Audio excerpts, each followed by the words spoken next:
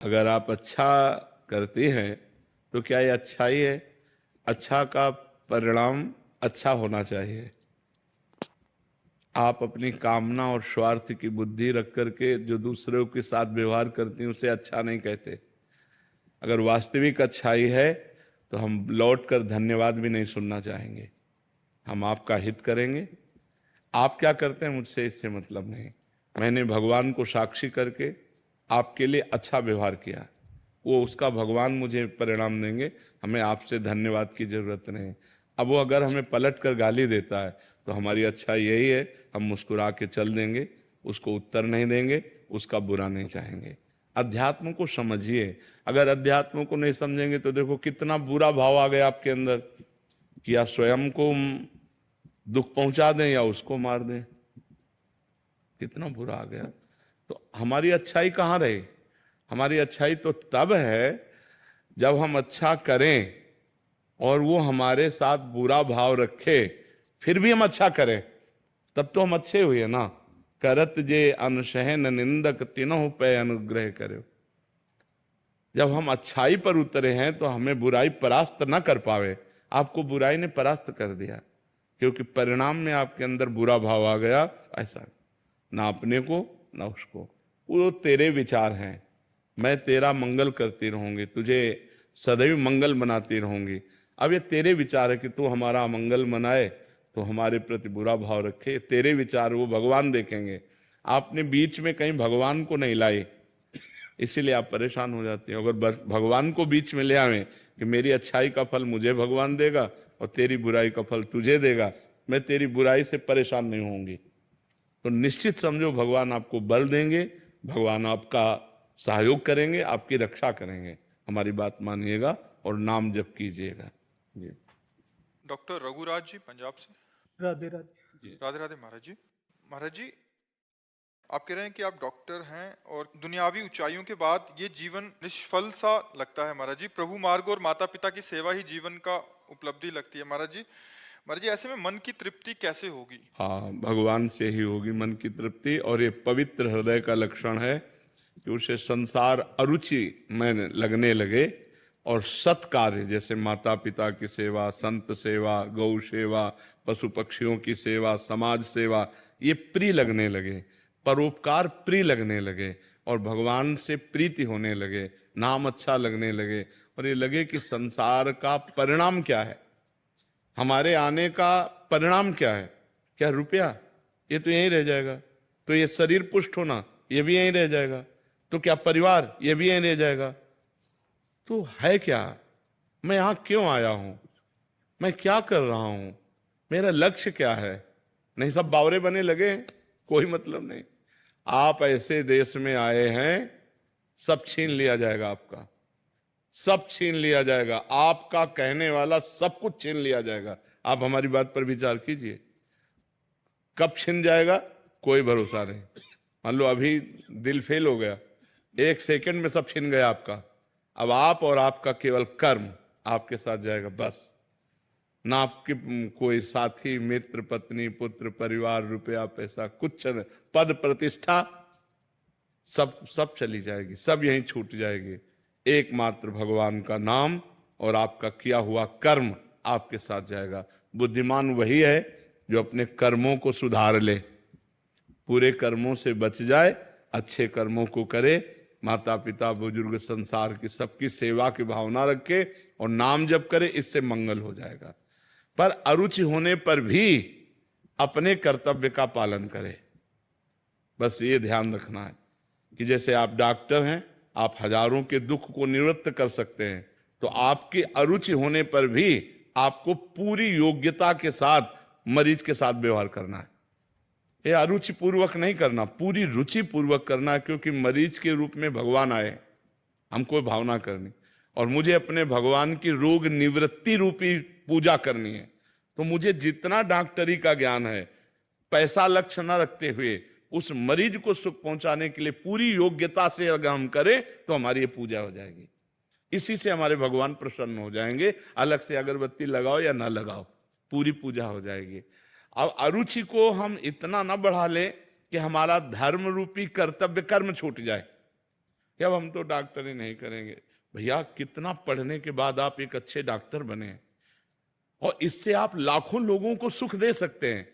भजन एकांत में बैठकर माला चलाने से केवल आपको सुख मिलेगा, लेकिन नाम जप करते हुए डॉक्टरी करने से लाखों को सुखी कर देंगे।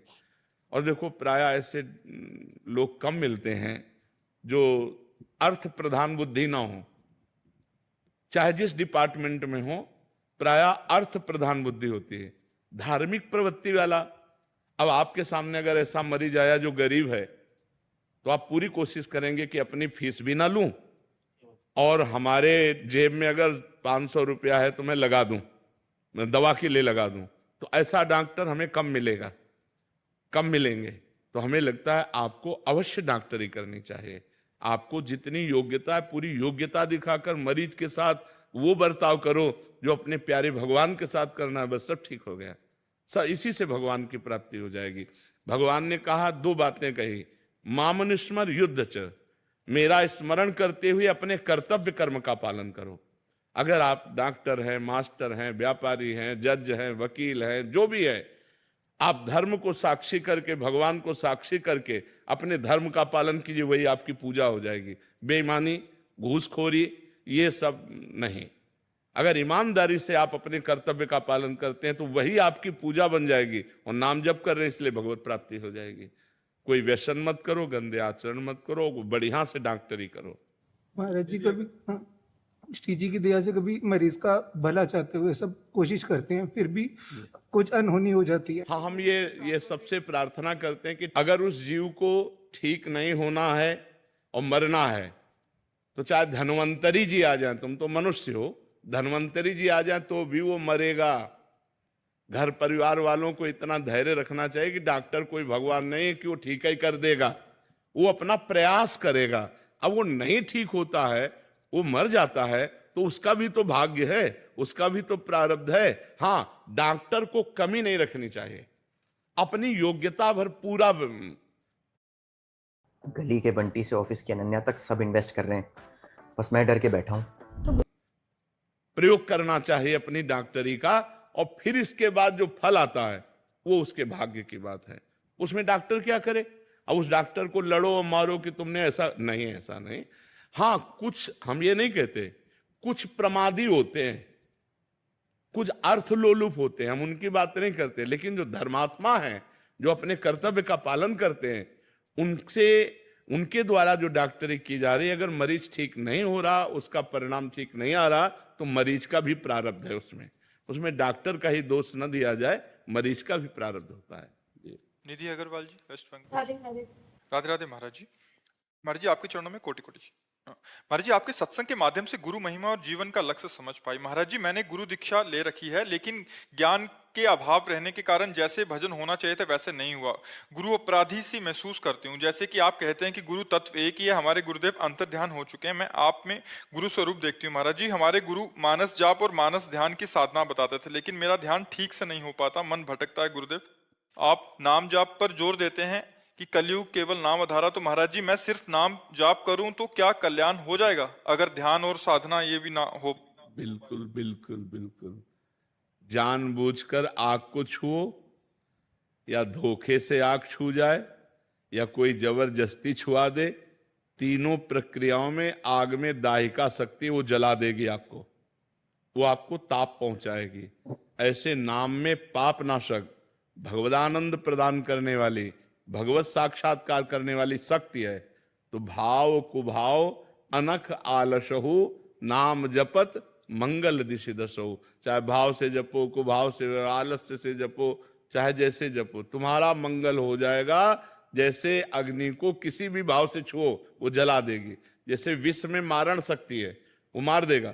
तो श्रद्धा से पियो तो मर जाओगे, अश्रद्धा से पियो तो मर जाओगे, और कोई भूल से पिला दे तो मर जाओगे। तो जब ये प्राकृतिक वस्तुएं अपना प्रभाव दिखा के रखती है, तो नाम तो चिदानंदमय है। भगवान राम का, कृष्ण का, हरि का, जो भी नाम प्रिय हो, यदि नाम जप करोगे तो आपका मंगल होगा निश्चित। इसी से भगवत प्राप्ति हो जाएगी, और हो गई है। जो राम राम नहीं कह पाते थे, मरा मरा रटे, आपको पता है कि उन्होंने एक इतिहास की रचना कर दी। जो आज हमारे भारत में वो सम्माननीय ग्रंथ है वाल्मीकि रामायण। और जो राम नहीं कह पाते थे सीधे वो ब्रह्म ऋषि हो गए। नाम का प्रताप, 6 महीना में ध्रुव जी ने 5 वर्ष के बालक ने भगवत प्राप्ति कर ली। गुरुदेव नारद जी के द्वारा उपदिष्ट भगवान के 12 मंत्र का जाप करके प्रहलाद जी ने नाम के बल से ही हिरण्यकश्यप के हर वार को फेल कर दिया। इसलिए हम विश्वास करें, नाम में अपार सामर्थ्य है। महेश सिंह। राधे राधे महाराज जी। राधे राधे महाराज जी। महाराज जी, ईश्वर का स्वरूप क्या है? वो साकार है या निराकार? वो पहली सृष्टि बात से तो अलग है या सृष्टि ही ईश्वर? अनिर्वचनीय स्वरूपम, पहला उत्तर है अनिर्वचनीय स्वरूपम। राम अतर्क बुद्धि मन वाणी मत हमारे या सुनो भवानी। ईश्वर क्या है यह निर्वचनीय है, फिर भी ब्रह्म ऋषियों ने उनका वर्णन किया है। वो सच्चिदानंद रूपाय, वो सच्चित आनंद रूप है। फिर आगे कहा विश्वोत्पत्त्यादि हेतवे, वही विश्व के उत्पन्न करने का हेतु है। हेतु का मतलब वही विश्व बना हुआ है, उसके अलावा विश्व नाम की कोई चीज नहीं। मत्ता परतरम नान्यत किंचिदस्ति धनंजय, हे अर्जुन मेरे सिवा कोई कुछ है ही नहीं, किंचन मात्र कुछ नहीं। वेद कहता सर्वम खलविदम ब्रह्म नेह नानास्ति किंचन, ब्रह्म के सिवा किंचन मात्र कुछ नहीं है।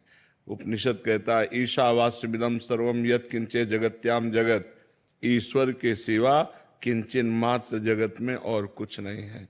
हरिवंश महाप्रभु कहते हैं ये क्रूरापि पापिनो न च सताम संभाष्य दृश्यास्ते सर्वान वस्तुतया निरीक्ष परम स्वाराध्य बुद्धिर्मम। जो दुष्ट दिखाई दे रहे, पापी दिखाई दे रहे, घोर निंदनीय है, वार्ता करने योग्य भी नहीं है, वो भी साक्षात राधा वल्लभ लाल है, ऐसी मेरी दृष्टि है। गोस्वामी तुलसीदास जी कह रहे हैं जड़ चेतन जग जीव जत सकल राम में जान, बंदों सबके पद कमल सदा जोरी जुग पान। सी राम में सब जग जानी करो प्रणाम जोरी जुग। पहला उत्तर है अनिर्वचनीयम ब्रह्म स्वरूपम। वो वाणी प्राकृतिक है, बुद्धि प्राकृतिक है और वो अप्राकृतिक चिदानंद है। वाणी सीमित है, वो असीम है। बुद्धि एक देशी है, वो अनंत है। जैसे सीप में समुद्र नहीं नापा जा सकता, ऐसे बुद्धि से परमात्मा का आकलन नहीं किया जा सकता, क्योंकि बुद्धि एक प्राकृतिक वस्तु है। वाणी एक इंद्रिय, वाक इंद्रिय है, ये प्राकृतिक है और वो अप्राकृतिक चिदानंदमय है। फिर जब हम उसका ज्ञान प्राप्त करते हैं तो सब कुछ वही है, उसके सिवा कुछ नहीं है। वही प्राकृतिक है, वही अप्राकृतिक है। जैसे शास्त्रों में वर्णन आया है अष्टधा प्रकृति से ही संपूर्ण सृष्टि प्रकट हुई है। पृथ्वी, जल, वायु, अग्नि, आकाश, ये पंच महाभूत, मन, बुद्धि और अहंकार, ये 3, तो 5 3 8, अष्टधा प्रकृति और भगवान का अंश जीवात्मा, इसी से संपूर्ण। तो भगवान का अंश भी भगवान स्वरूप है और अष्टधा प्रगति भी भगवत स्वरूप है। जब लौट के देखो तो सब भगवान ही है। पर जब हमें जानना होता है तो 2 पद्धतियां स्वीकार करते हैं, एक है और एक नहीं है। उपनिषदों में, शास्त्रों में वर्णन आया, जैसे ब्रह्म सत्यम जगन मिथ्या, ये सिद्धांत से चलते हैं। और जब पहुंच जाते हैं तो वहां से देखते हैं तो सर्वम खलमिदम ब्रह्म, कुछ मिथ्या नहीं, सब वही परमात्मा बना हुआ है, दूसरा कोई नहीं। समझ में आ रही बात आपको जी? नीलेश जी गुजरात से। राधे राधे राधे राधे महाराज जी। महाराज जी, अभिमान और स्वाभिमान में महाराज जी थोड़ा सा अंतर समझने का प्रयास कर रहे थे। अभिमान यानी अहंकार तो मनुष्य को का पतन करता है, मगर स्वाभिमान को भी क्या छोड़ना जरूरी? नहीं, आप स्वाभिमान किसे कहते हैं? वो अहंकार ही तो है। आप स्व को क्या जानते हैं? नहीं नहीं, स्व को कहाँ जाना आपने? शंकर सहज स्व रूप सम्हारा, लागी समाधि अखंड अपारा। स्व वो आत्मा से संबंधित है। शंकर सहज स्व अभिमान स्वरूप, ये परम पवित्र है। लेकिन आप स्वाभिमान नहीं करते, आप अभिमान करते हैं विद्या का, अपनी चतुराई का, अपनी वस्तु का, अपनी नाना प्रकार के संबंधों का, ये सब अभिमान, स्वाभिमान, जाति का अभिमान, कुल का अभिमान, ये सब अभिमान है, स्वाभिमान नहीं। स्वाभिमान तो मैं प्रभु का हूं या मैं ब्रह्म हूं, शुद्ध परमात्म तत्व से संबंधित है। तो जो लोग ये कह देते हैं कि अभिमान तो नहीं करना चाहिए, तो यार स्वाभिमान, फिर तो उनसे पूछो स्वाभिमान किसे कह रहे हो? तो अपनी जाति को ले लेते हैं, कुल को ले लेते हैं, विद्या को ले लेते हैं, धन को ले लेते हैं, पद को ले लेते हैं, इसी को तो अभिमान कहते हैं। विद्या रूप महत्व कुल धन जौवन अभिमान, ये सब इसी अभिमान के अंतर्गत तो आते। स्वाभिमान, मैं भगवान का हूं, मैं प्रभु का अंश हूं, अभी आत्म तत्व से जुड़ गया, या मैं ब्रह्म हूं, अब ये परम पवित्र है, इसको कोई मिटा नहीं सकता। और जब इसका अनुभव होता है तो जो मेरे अंदर है वही सबके अंदर है, राग द्वेष हो ही नहीं सकता, लड़ाई झगड़ा हो ही नहीं सकता। जहां लड़ाई झगड़ा होता है वहां अहंकार होता है, उसे हम स्वाभिमान कह देते हैं, लेकिन स्वाभिमान का अर्थ नहीं समझते, हम स्वाभिमान की परिभाषा नहीं समझते। समझ पा रहे आप? नैना जी, मध्य प्रदेश से। राधे राधे महाराज जी। महाराज जी, आप कह रहे हैं कि आपके पति की एक दुर्घटना में निधन हो गया। महाराज जी, हमने बहुत प्रार्थनाएं की, सब कुछ हुआ, बट फिर भी उनको खो दिया। महाराज जी कह रहे हैं कि अभी भगवान में मतलब दूर हो गए। हम सबको कह रहे हैं कि होश में हो जाओ, तुम कसाईवाड़े में हो। इस लोक का नाम क्या है? फिर आश्चर्य की कौन सी बात है? कसाईवाड़े में कौन से पशु का नंबर कब आता है? तो आश्चर्य की बात थोड़ी है।